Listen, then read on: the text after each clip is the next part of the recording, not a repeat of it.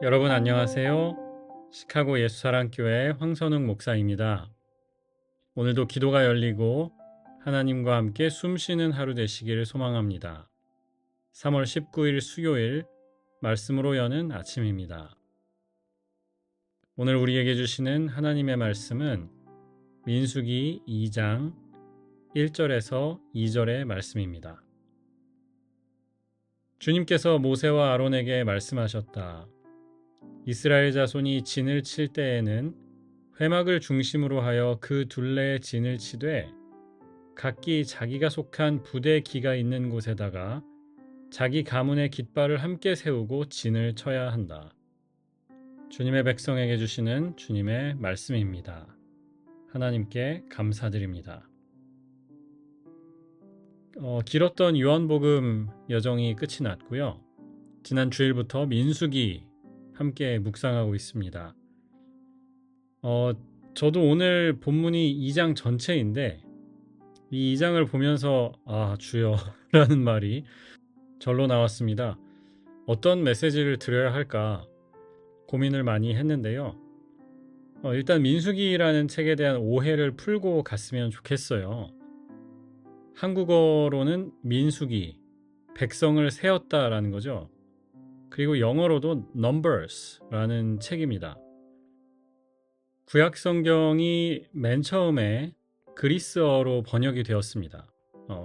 그레코 로만 사회였으니까요. 그때 번역이 될 때 이 민수기라는 책을 아리스모이, 숫자들이라고 번역을 했습니다. 우리 영어에서도 arithmetic이라는 말이 있죠. 숫자, 수학이라는 뜻인데요. 이게 그리스어 아리스모이에서 나왔습니다. 그 이후로 라틴어에서도 그렇고 영어로 번역이 될 때도 numbers, 숫자이라는 책으로 번역이 되었어요. 그런데 히브리어의 원래 책 이름은 베미드바르라는 제목입니다. 히브리어는 재미있는데요. 그 책에 나오는 첫 번째 단어가 그 책의 이름입니다. 그래서 창세기를 예로 들면 창세기를 시작하는 히브리어가 브레시트, 처음이라는 뜻입니다. 그러니까 in the beginning 이잖아요. 영어에서도. 히브리어에서도 처음에 하나님이 하늘과 땅을 만드셨다 이렇게 시작하거든요.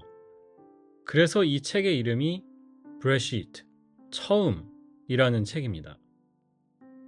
민수기는요, 첫 단어가 베미드바르라는 단어인데 히브리어로 광야에서라는 뜻입니다.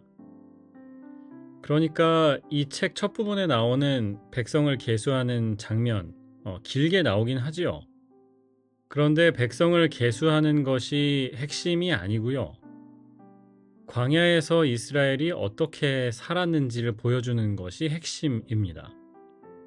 그리고 이 드바르라고 아까 말씀드렸는데 광야라는 단어는 다바르, 말씀이라고 하는 단어와 연관되어 있습니다.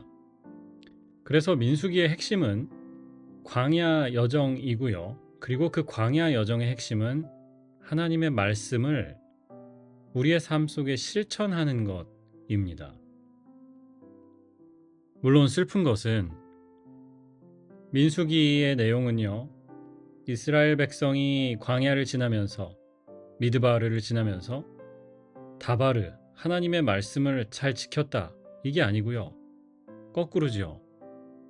그들은 말씀을 기억했어야 하는, 말씀을 살아냈어야 하는 광야에서 하나님의 말씀을 저버렸다. 이게 민수기의 핵심이에요.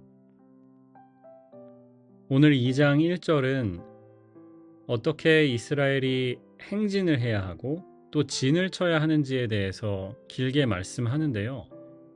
2장 2절이 핵심입니다. 회막을 중심으로 하여 그 둘레에 진을 친다. 이게 핵심이에요. 네 방향으로 진을 칠 겁니다. 그래서 12지파니까 3지파씩 한 방향에 있게 되죠. 그런데 중간에는 하나님의 성막이 있었습니다. 출애굽기의 내용으로 잠시 돌아가면요. 40장까지 있거든요. 그런데 20장, 앞에 20장하고 뒤에 20장으로 딱 나눌 수 있습니다. 앞에 20장은 이집트에서 시내산까지 가는 그 여정을 그렸고, 뒤에 20장은 하나님께서 시내산에서 모세에게 성막을 이렇게 만들라고 보여주시죠. 그리고 그 성막을 똑같이 이스라엘이 건설하는 내용이 출애굽기 후반부에 나옵니다. 회막이라고도 불리는데 똑같은 말이고요. 성막, 회막 같은 말이고요. 회막은 같이 만난다, 모인다, 교회할 때 그 회자를 씁니다. 하나님께서 이스라엘을 만나주신다는 것을 강조하기 위한 표현이라고 할 수 있죠. 어쨌든 광야에서의 삶, 베미드바르 어때야 합니까? 다바르, 하나님의 말씀을 쫓아 사는 삶이어야 하고요. 오늘 2절이 말씀하듯이 하나님의 그 성소를, 하나님의 임재를 중앙에 모시는 삶이어야 합니다. 우리 신앙인들에게도 마찬가지입니다. 예배가 중심이 되는 삶이어야 해요. 하나님의 임재를 구하고 그 임재를 체험하는 것이 우리의 삶의 중심에 있어야 합니다. 저는 연합감리교회라는 미국 교단이죠. 미국 교단에서 안수를 받은 목사인데요. 이상하게도 저는 미국 교회에서는 목회를 해본 경험이 없습니다. 그 흔한 인턴십도 미국 교회에서 해본 적이 없어요. 토종 한인교회에서 자랐고 한인교회에서 훈련받았고 지금도 한인교회 목회를 하고 있거든요.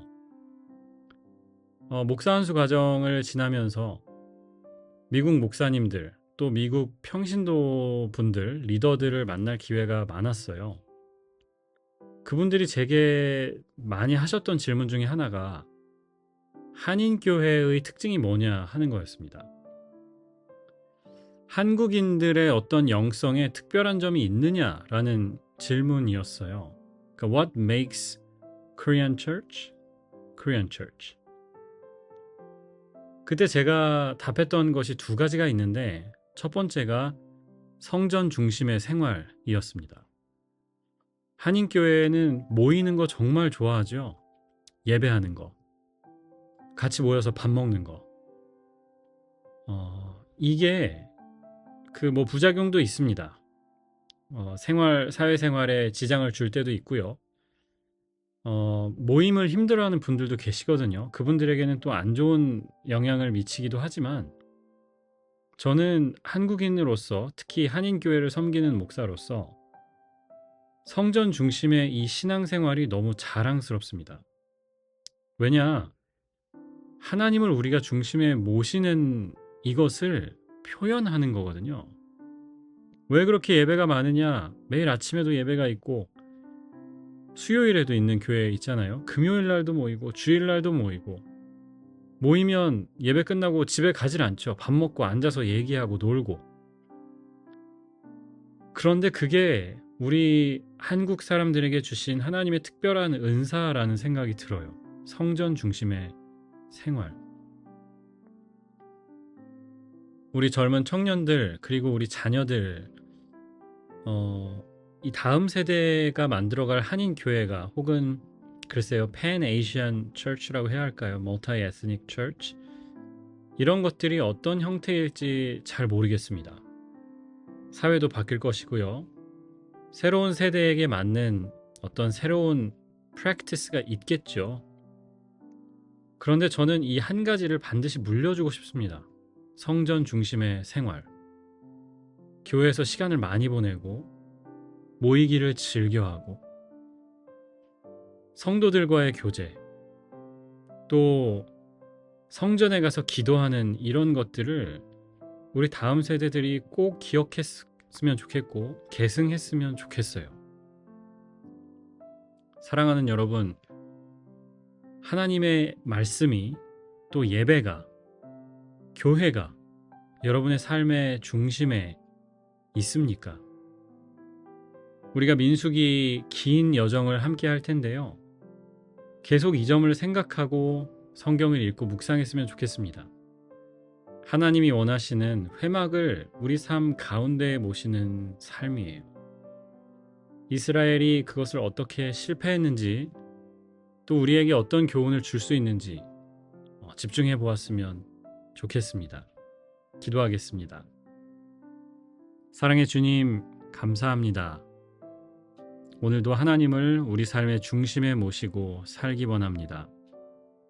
내가 중심이 되고 내가 원하는 것이 중심이 되는 삶이 아니라 하나님 아버지를 우리 삶 한가운데에 모시는, 주인으로 모시는 삶이 되기를 원합니다. 우리의 삶 붙잡아 주시고 오늘의 발걸음, 특별히 이제 시작된 민수기의 여정 주님께서 주장하여 주옵소서. 예수 그리스도의 이름으로 기도합니다. 아멘.